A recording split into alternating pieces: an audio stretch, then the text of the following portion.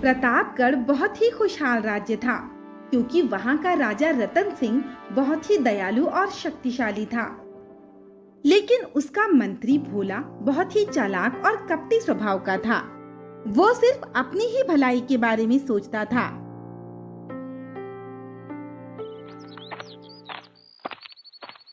मैं मनमौजी रहूंगा अकेला, मांगू भीख भर भर थैला। महाराज, आपने इस भिखारी को देखा? लगता है ये यहाँ नया आया है। आज से पहले हमने इसे यहाँ कभी नहीं देखा। नहीं महारानी, हमने उसे नहीं देखा। हम अपने बेटे महावीर के बारे में सोच रहे थे। अगर 2 साल पहले हम उसे अपने साथ नदी किनारे ना ले जाते, वहाँ भगदड़ ना मचती, तो वो आज भी हमारे साथ होता। महाराज, महल में चोरी हो गई और चोरी का शक एक भिखारी पर है। उसे जल्दी पकड़ा जाए और राज दरबार में पेश किया जाए।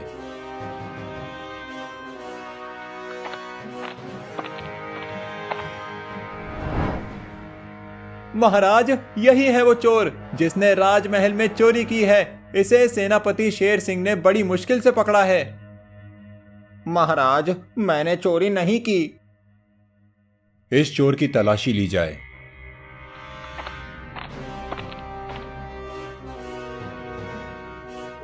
महाराज, ये रहा वो हार जो चोरी हुआ था, लेकिन चोरी हुआ बाकी का सामान इसके पास नहीं है। लगता है इसने वो सामान कहीं छुपा दिया है। महाराज, मैंने चोरी नहीं की। ये हार मेरे झोले में कहां से आया? मैंने कहीं भी कुछ भी नहीं छुपाया।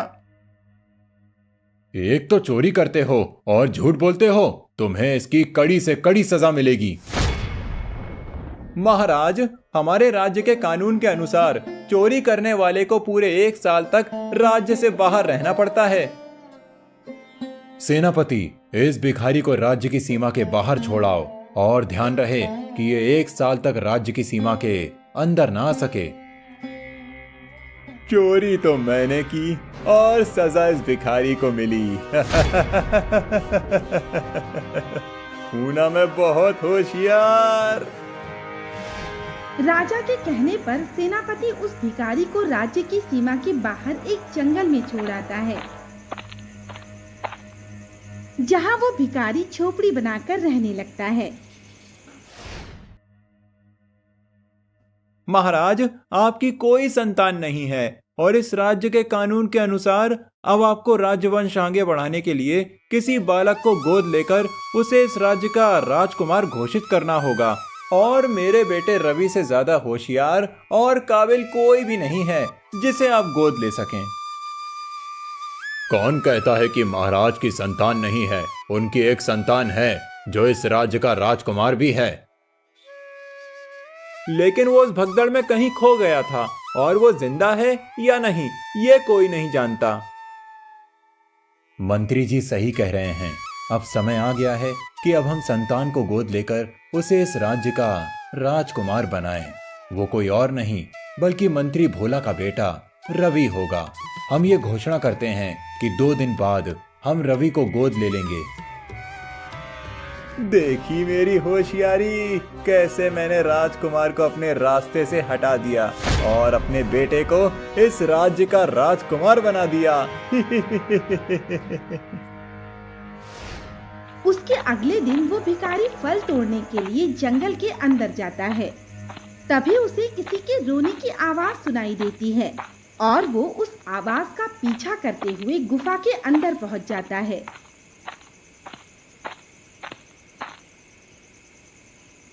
तुम कौन हो और तुम्हें यहाँ कौन बांध कर गया? मैं राजकुमार महावीर हूँ और मुझे यहाँ भोला ने बंदी बनाकर रखा है। क्या मंत्री भोला ने तुम्हें बंदी बनाया हुआ है? उसी की वजह से मैं भी 1 साल के लिए राज्य से बाहर रहने की सजा भुगत रहा हूँ। राजकुमार, आप चिंता मत करिए, मैं आपको अभी राजमहल ले चलूंगा।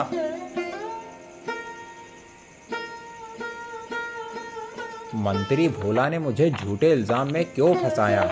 उसे ऐसा करके क्या फायदा हो सकता है? और तो और उसने राजकुमार को भी यहाँ बंदी बनाकर रखा है। जरूर वो कोई बड़ा षड्यंत्र रच रहा है। मुझे उसके षड्यंत्र को नाकाम करना होगा। सबसे पहले ये पता लगाना होगा कि वो क्या चाहता है। इसीलिए अभी राजकुमार को महाराज के पास ले जाना सही नहीं होगा।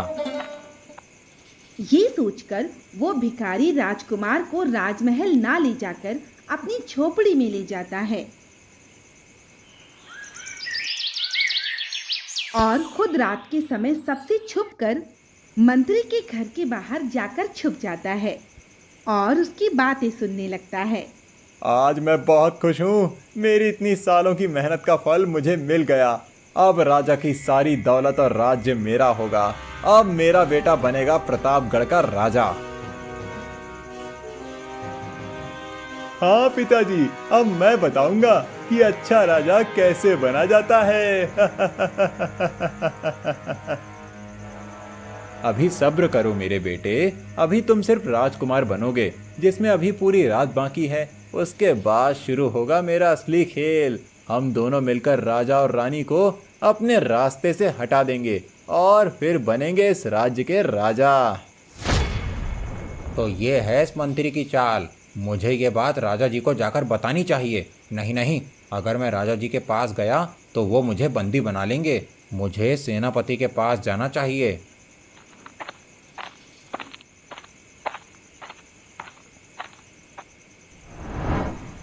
भिखारी शेर सिंह से पूरी बात बताता है और शेर सिंह उसकी मदद करने को तैयार हो जाता है।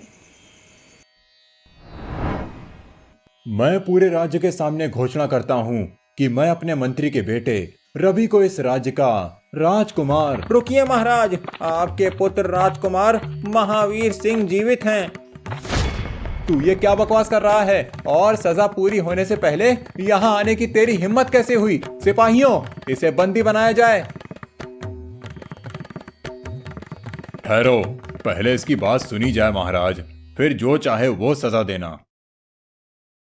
कहो, क्या कहना चाहते हो? महाराज, आपके पुत्र राजकुमार महावीर सिंह जी जीवित हैं और उन्हें इस मंत्री भोला ने बंदी बनाया था ताकि वो अपने बेटे रवि को इस राज्य का राजकुमार बना सके। ये है आपका बेटा, बिल्कुल सही सलामत। मंत्री और उसके बेटे रवि को बंदी बनाया जाए। तुम्हें कैसे पता चला मेरा बेटा कहाँ है और इसे भोला ने बंदी बनाया है? भिखारी राजा शेर सिंह से पूरी बात बताता है। तुमने हमारे बिछड़े राजकुमार को हमसे मिलाया। कहो, क्या इनाम चाहते हो? महारानी, मैंने चोरी नहीं की, मुझे झूठे इल्जाम में फंसाया गया था। मुझे न्याय दिलवाइए। महाराज, इसी मंत्री ने इस पर चोरी का इल्जाम लगाया था। इसकी तलाशी ली जाए और सच बाहर लाया जाए। राजा के आदेश पर सिपाही मंत्री के घर तलाशी लेते हैं, जहां चोरी किए गए गहने मिल जाते हैं, जिसके बाद उस भिखारी को चोरी के इल्जाम से बरी कर दिया जाता है।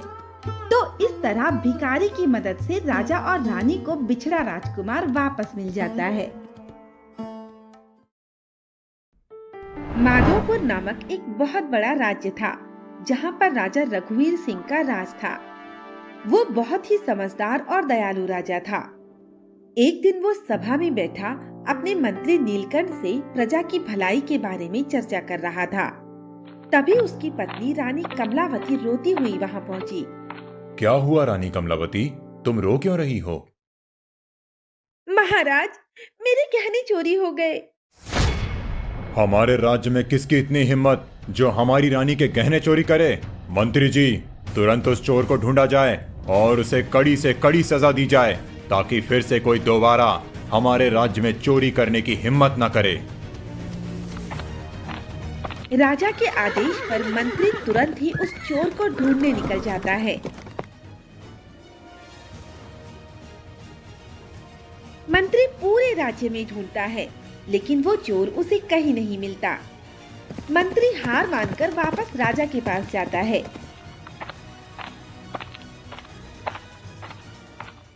महाराज, वो चोर कहीं नहीं मिला। मैं कुछ नहीं जानती, मुझे मेरे गहने बहुत प्रिय हैं, वो मुझे वापस चाहिए।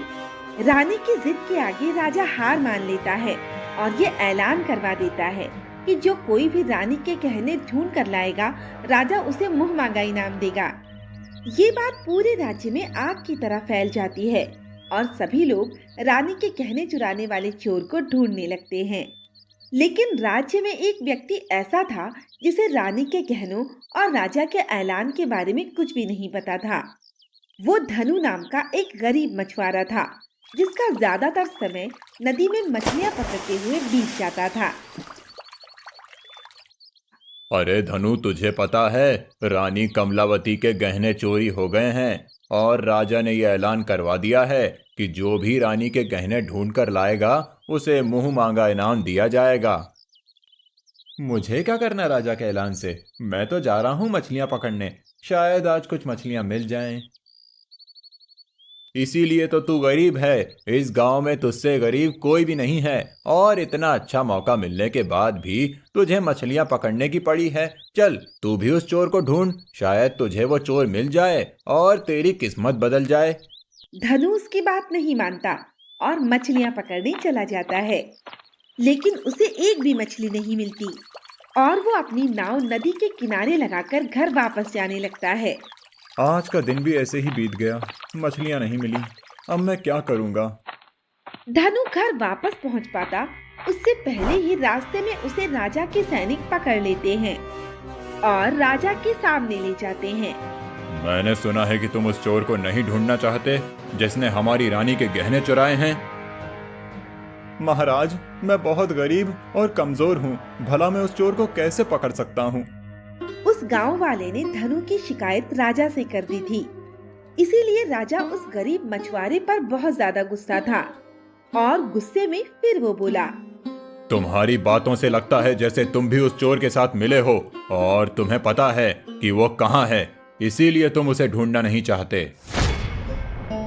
नहीं नहीं महाराज, मैंने किसी के साथ मिलकर चोरी नहीं की और उस चोर के बारे में मुझे कुछ नहीं पता। मैं कुछ भी नहीं सुनना चाहता। मैं तुम्हें 2 दिनों का समय देता हूँ।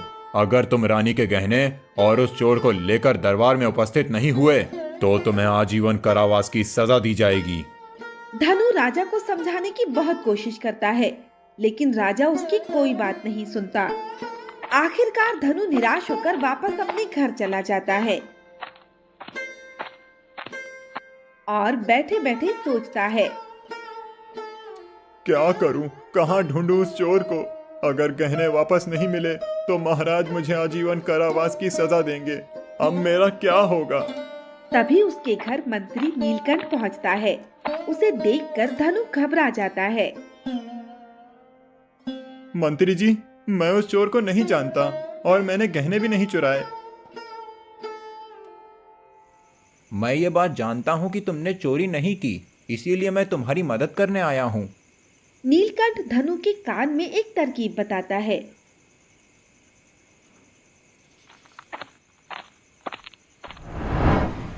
और अगले ही दिन धनु राजा के पास पहुंचता है। महाराज, मैं ये जानता हूँ कि महारानी के गहने कहाँ हैं। अगर तुम जानते हो कि गहने कहाँ हैं तो तुम उन्हें जल्दी से मेरे सामने लेकर आओ। जी महाराज, मैं गहनों के बारे में जरूर बताऊंगा, लेकिन उससे पहले मैं महारानी से कुछ सवाल पूछना चाहता हूँ। धनु की बात सुनकर राजा गुस्सा हो जाता है, लेकिन मंत्री के समझाने पर वो उसकी बात मान लेता है और धनु को रानी कमलावती से बात करने की इजाजत दे देता है। महारानी, आपने पिछली बार अपने गहने कब पहने थे और उन्हें उतार कर कहाँ रखा था? मैं पिछली बार अपने गहने पहनकर अपनी सहेलियों के साथ नदी में नहाने गई थी और इसके बाद मेरे गहने चोरी हो गए। महारानी, क्या आपको याद है कि नहाने के बाद जब आप महल वापस आई थीं, तो आपने गहने उतारकर कहाँ रखे थे?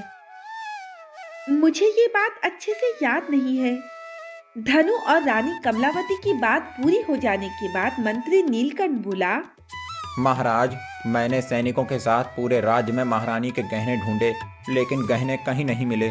अगर आपकी आज्ञा हो तो मैं एक बार नदी के किनारे, जहां महारानी उस दिन नहाने गई थीं, वहां गहने ढूंढना चाहता हूं। राजा रघुवीर सिंह मंत्री को नदी के किनारे गहने ढूंढने की इजाजत दे देता है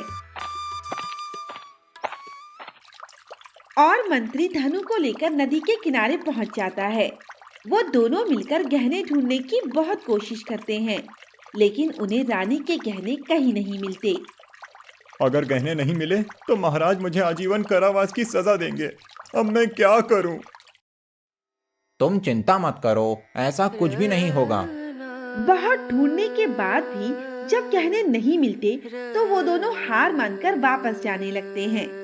तभी धनु को नदी के किनारे रखे एक पत्थर के नीचे कुछ चमकता हुआ दिखाई देता है। मंत्री जी वो देखिए, उस पत्थर के नीचे कुछ चमक रहा है। मंत्री तुरंत जाकर पत्थर हटाकर देखता है तो उसे रानी के खोए हुए गहने मिल जाते हैं, जिन्हें लेकर वो दोनों राजा के पास पहुंच जाते हैं। महाराज, महारानी के खोए हुए गहने वापस मिल गए हैं।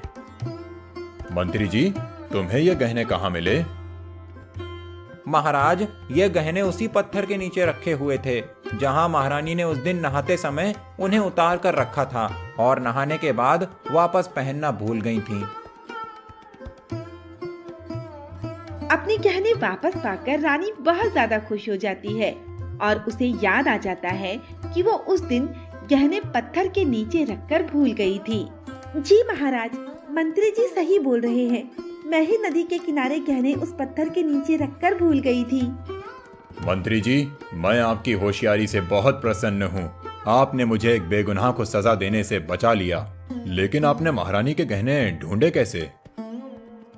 महाराज, जब मैंने धनु को देखा तब मैं समझ गया था कि धनु का गहनों की चोरी से कुछ लेना देना नहीं है। इसीलिए मैंने उसे बेगुनाह साबित करने की एक तरकीब सोची और धनु को भी उसमें शामिल किया। मंत्री नीलकंठ ये जानना चाहता था कि महारानी ने गहने आखिरी बार कब पहने थे, जिससे उसे गहने ढूंढने में आसानी हो, और उसने ये तरकीब धनु को उसके घर जाकर बताई थी।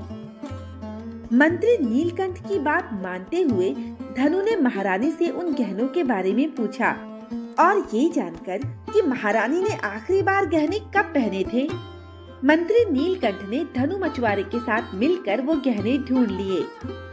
इस तरह मंत्री नीलकंठ की सूझबूझ से वो गरीब मछुआरा राजा की सजा से बच गया।